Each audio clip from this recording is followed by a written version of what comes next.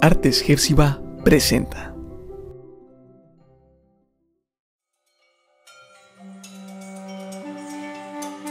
Las Crónicas de Narnia, El caballo y el muchacho, por C.S. Lewis. Narnia, el lugar donde el destino aguarda su momento. Dos fugitivos, en un viaje desesperado, unen sus fuerzas para escapar. Pero una batalla terrible decidirá su destino y también el de Narnia. Narnia, la tierra donde todo puede suceder. Capítulo 1. Shasta emprende un viaje.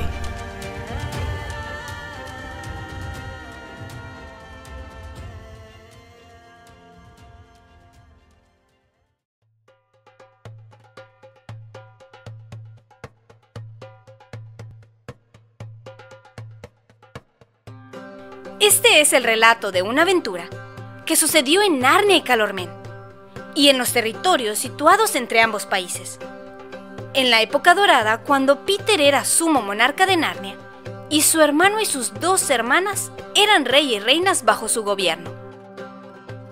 En aquellos tiempos, en una pequeña ensenada situada casi en el extremo sur de Calormen, vivía un pobre pescador llamado Arshesh, y con él vivía un muchacho que lo llamaba padre.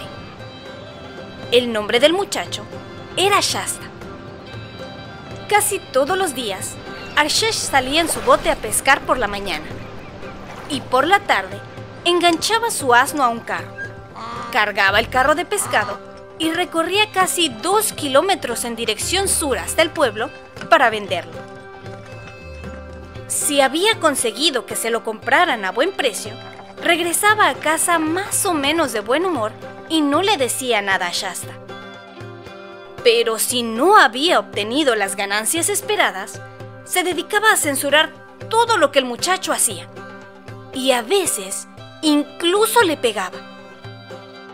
Siempre había algo que criticar, ya que Shasta tenía trabajo en abundancia: reparar y lavar las redes, preparar la cena y limpiar la cabaña en la que ambos vivían. Shasta no sentía el menor interés en lo que estaba situado al sur de su hogar, porque en una o dos ocasiones había estado en el pueblo con Arshesh, y sabía que allí no había nada interesante. En el pueblo solo encontraba a otros hombres que eran iguales a su padre, hombres con largas túnicas sucias, zapatos de madera con las puntas vueltas hacia arriba, turbantes en la cabeza y el rostro barbudo, que hablaban entre sí muy despacio sobre cosas que parecían aburridas. Sin embargo, sí le atraía en gran medida todo lo que se encontraba al norte, porque nadie iba jamás en aquella dirección y a él tampoco le permitían hacerlo.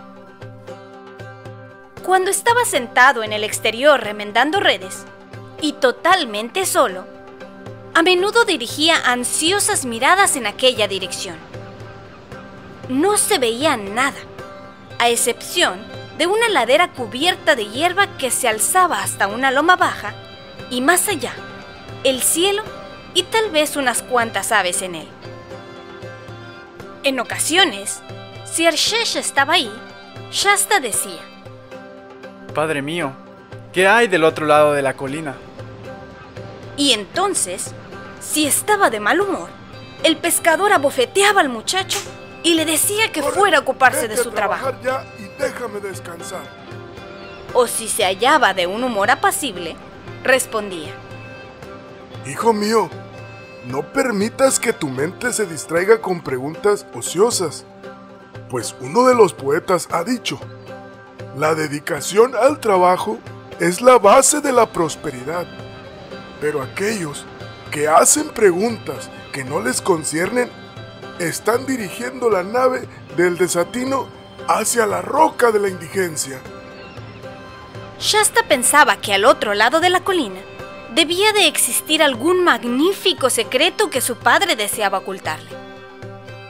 En realidad, no obstante, El pescador hablaba de aquel modo porque no sabía qué había al norte, ni le importaba. Poseía una mentalidad muy práctica. Un día, llegó del sur un extranjero que no se parecía a ningún hombre que Shasta hubiera visto antes. Montaba un recio caballo tordo de ondulantes crines y cola, y sus estribos y brida estaban adornados con incrustaciones de plata. La púa de un yelmo sobresalía de la parte central de su turbante de seda y llevaba una cota de malla. De su costado pendía una curva cimitarra. Un escudo redondo tachonado con adornos de cobre colgaba a su espalda y su mano derecha sujetaba una lanza. Su rostro era oscuro, pero eso no sorprendió a Shasta porque el de todos los habitantes de Calormen lo era. Lo que sí lo sorprendió fue la barba del desconocido, que estaba teñida de color carmesí y era rizada, y relucía bañada en aceite perfumado. No obstante, Arshesh sí sabía, por el oro que el extranjero lucía en el brazo desnudo, que se trataba de un Tarkán o gran señor, y se inclinó arrodillándose ante él hasta que su barba tocó la tierra, e hizo señas a Shasta para que se arrodillara también. El desconocido exigió hospitalidad para aquella noche, cosa que, desde luego, el pescador no se atrevió a negar. Todo lo mejor que tenían fue colocado ante el Tarkán para que cenara, aunque a este no le pareció gran cosa. Y como sucedía siempre que el pescador tenía compañía, a Shasta le dieron un pedazo de pan y lo echaron de la cabaña.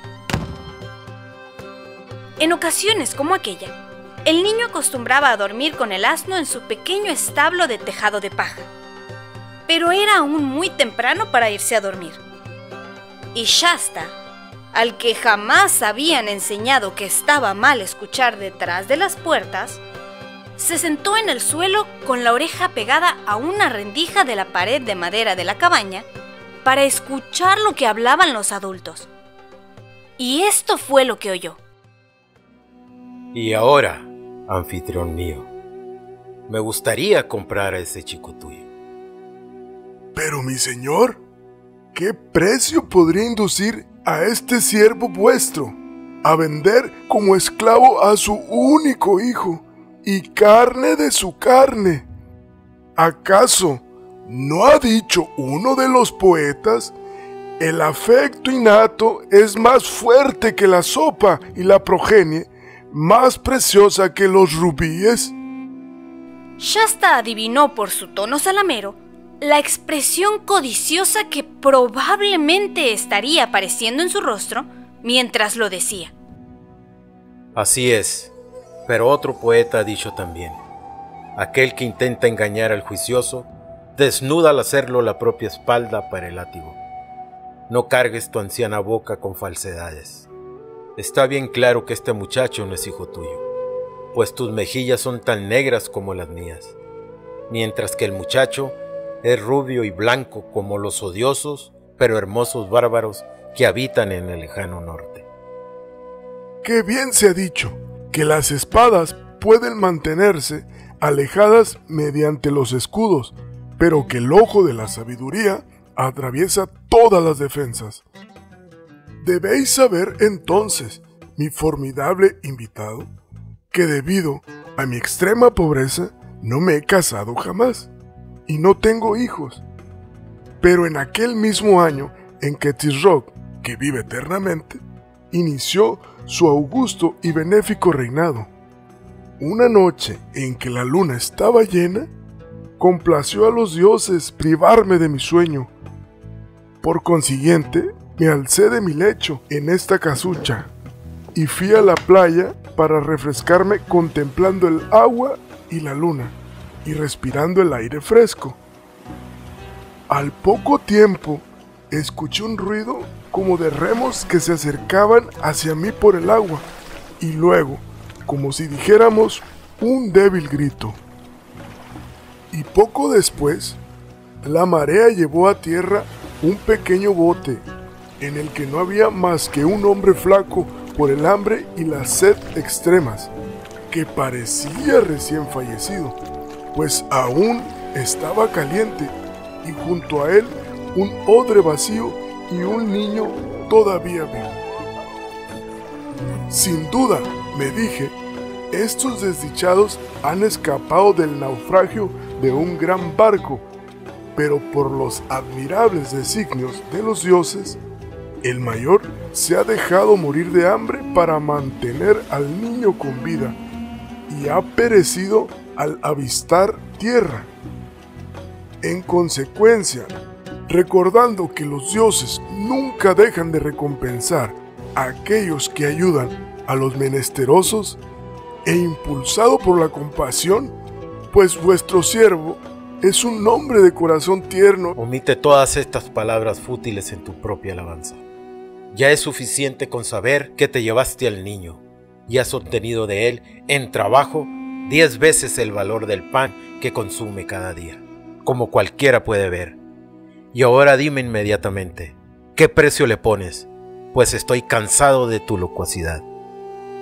Vos mismo habéis dicho muy sabiamente que el trabajo del muchacho me ha sido de un valor incalculable. Esto debe tomarse en cuenta en el momento de fijar el precio, pues si vendo al muchacho, tendré sin duda que comprar o alquilar a otro para que realice su trabajo.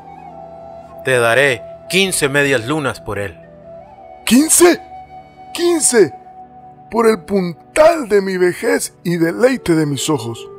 No os burléis de mi barba gris, por muy tarcán que seáis. Mi precio es 70.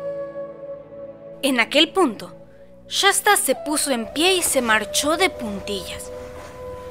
Había oído todo lo que deseaba, pues a menudo había escuchado cuando los hombres regateaban en el pueblo, y sabía cómo se llevaba a cabo.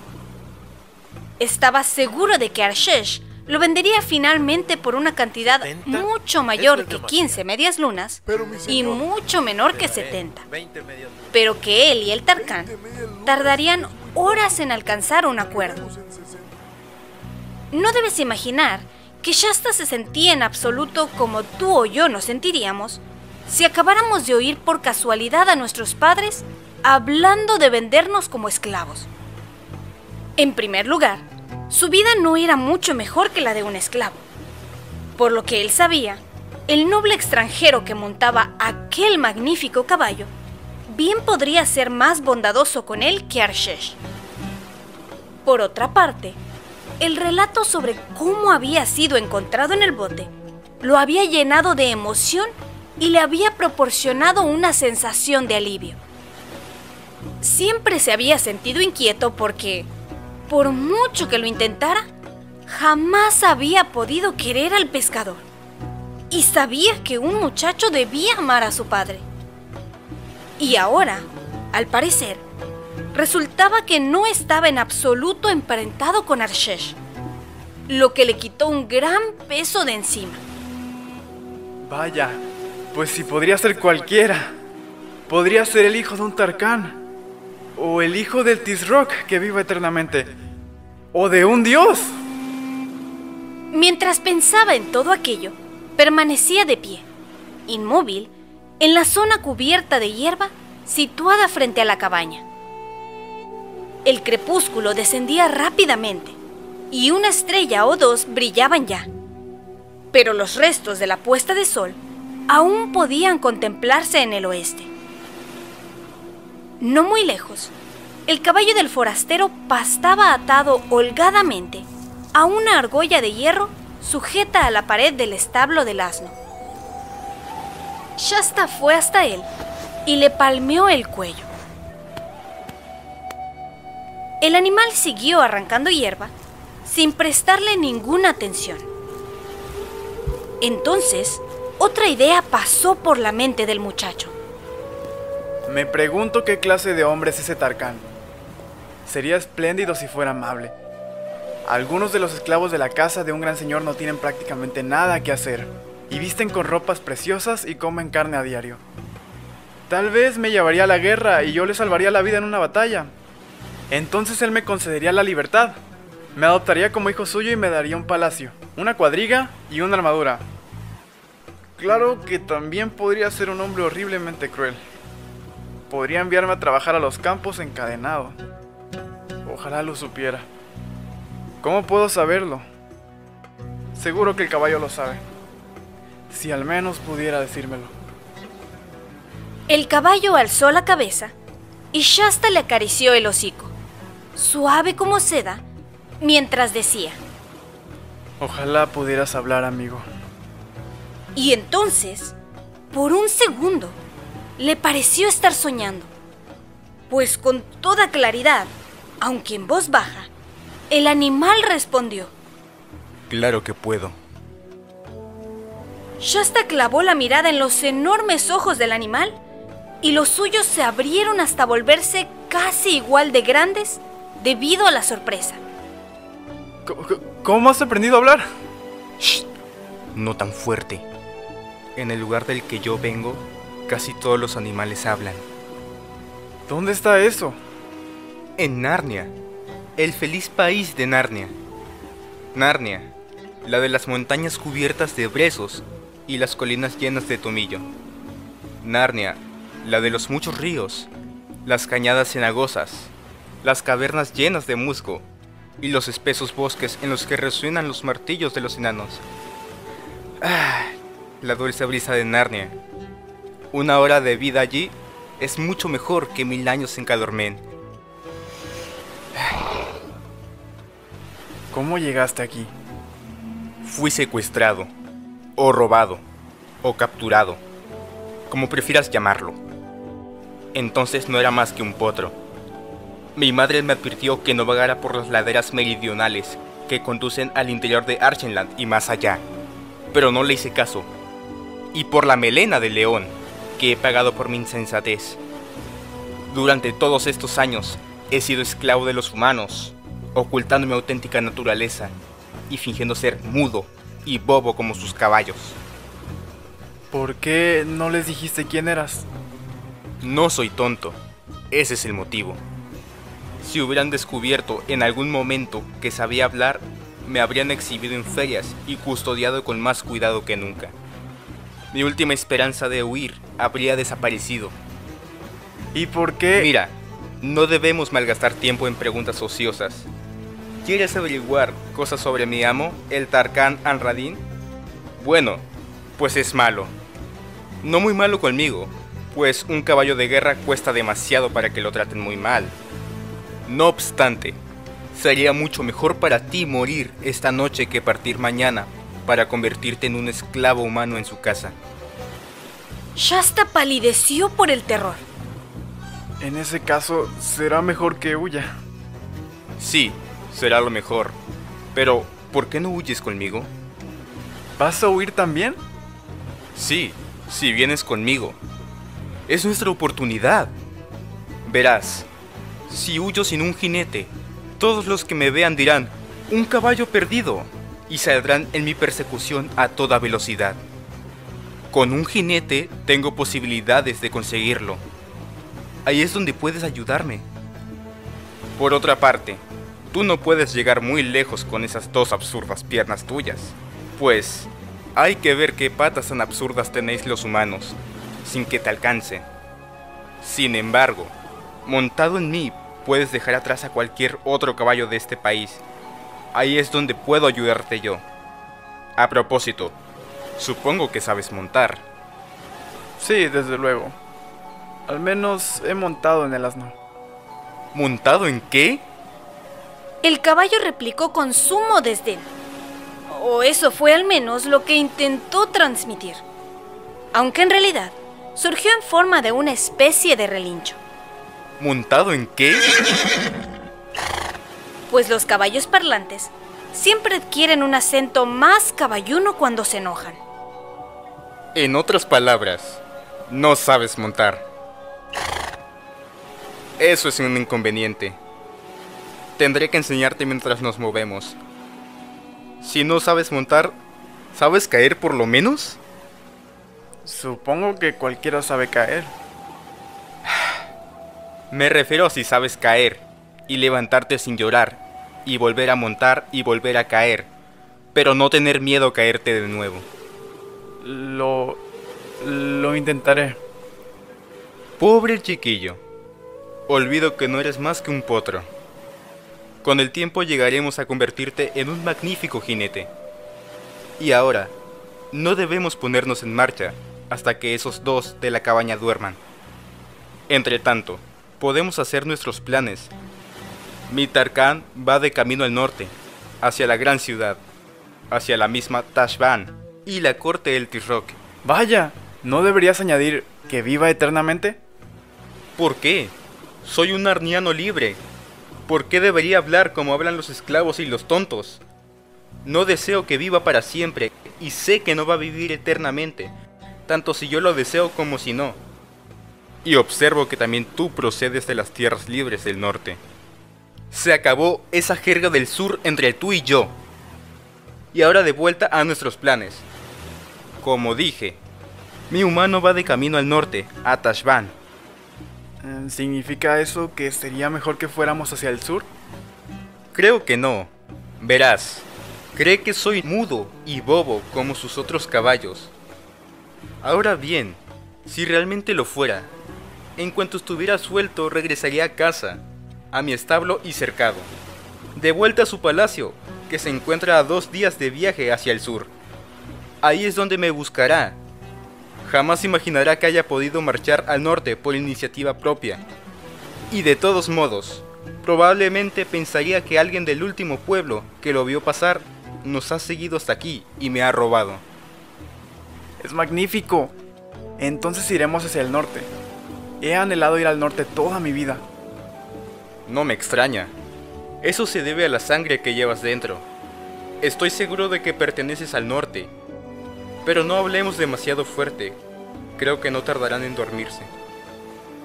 Será mejor que regrese sigilosamente y eche un vistazo. Buena idea. Pero ten cuidado de que no te atrapen. Estaba mucho más oscuro ya, y reinaba un gran silencio, excepto por el sonido de las olas sobre la playa, que Shasta apenas percibía debido a que lo había oído día y noche desde que era capaz de recordar. Cuando se acercó a la cabaña, no se veía en ella ninguna luz. Tampoco oyó ruido alguno. Dio la vuelta hasta la única ventana y allí captó, tras un segundo o dos, el familiar sonido del chirriante ronquido del anciano pescador. Resultaba gracioso pensar que si todo salía bien, no tendría que volver a oírlo jamás. Conteniendo la respiración y sintiéndose un poco triste, aunque la tristeza era mucho menor que la alegría que experimentaba, Shasta se alejó con sigilo sobre la hierba y fue hasta el establo del asno. Tanteó la pared hasta localizar el lugar donde sabía que estaba oculta la llave. Abrió la puerta y localizó la silla y brida del caballo que se habían depositado allí hasta el día siguiente. Inclinándose al frente, besó el hocico del asno. Siento que no podamos llevarte con nosotros.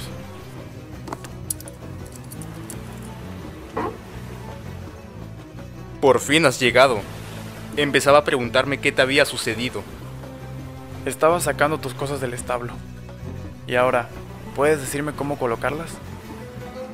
Durante los minutos siguientes, Shasta estuvo ocupado en aquella tarea, trabajando con sumo cuidado para evitar tintineos, mientras el caballo le daba instrucciones tales como: tensa esa cincha un poco más. Encontrarás una hebilla un poco más abajo. Tendrás que acortar bastante esos estribos. Cuando hubo terminado, le indicó: bien, tendremos que poner las riendas para aparentar, pero no las usarás. Átalas al arzón, muy flojas para que pueda hacer lo que quiera con la cabeza. Y recuerda, no debes tocarlas. ¿Para qué son entonces? Por lo general, para guiarme. Pero como pienso ser yo el guía en este viaje, te agradeceré que mantengas las manos quietas. Y una cosa más, no pienso permitir que te agarres a mis crines. Pero si no puedo sujetarme ni a las riendas ni a tus crines, ¿cómo voy a sujetarme? Sujétate con las rodillas. Ese es el secreto de la buena equitación. Agarra mi cuerpo entre tus rodillas con tanta fuerza como puedas. Siéntate bien, recto, tieso como un palo. Mantén los codos pegados al cuerpo. Y a propósito, ¿qué has hecho con las espuelas? Ponérmelas en los tacones, claro. Eso sí lo sé. En ese caso, ya te las puedes quitar y guardarlas en la alforja. Tal vez podamos venderlas cuando lleguemos a Tashbaan. ¿Listo? Ahora creo que ya puedes montar. Vaya, eres tremendamente alto. Dijo Shasta tras su primer e infructuoso intento. Soy un caballo, eso es todo. Pero cualquiera pensaría que soy un pajar por el modo en que intentas subirte a mí. Ya, eso está mejor. Ahora siéntate con la espalda recta y recuerda lo que te he dicho sobre las rodillas. Resulta gracioso pensar que yo, que he conducido cargas de caballería y ganado carreras, lleve un saco de avena como tú sobre la silla. De todos modos, ahí vamos. Rió por lo bajo, aunque no con rudeza. Y hay que reconocer que inició su viaje nocturno con gran cautela. En primer lugar, se dirigió al sur de la cabaña del pescador, hasta el riachuelo que se introducía en el mar. Y tuvo buen cuidado de dejar en el barro unas cuantas marcas de cascos muy claras que señalaran al sur. No obstante, en cuanto se hallaron en el centro del vado, giró corriente arriba y vadeó hasta que estuvieron a unos 100 metros tierra adentro, más allá de la cabaña. Entonces, seleccionó un trecho de orilla lleno de grava en el que no se marcarían las huellas de su paso y salió del agua por el lado norte. A continuación, todavía al paso, marchó en esa dirección hasta que la cabaña, el solitario árbol, el establo del asno y la cala, de hecho, todo lo que Shasta había conocido en su vida, desaparecieron de la vista bajo la gris oscuridad de la noche veraniega.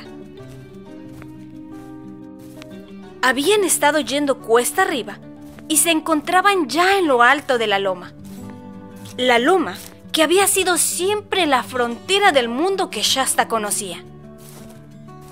No pudo ver qué había al frente, excepto que era un vasto terreno de campo abierto y cubierto de pastos.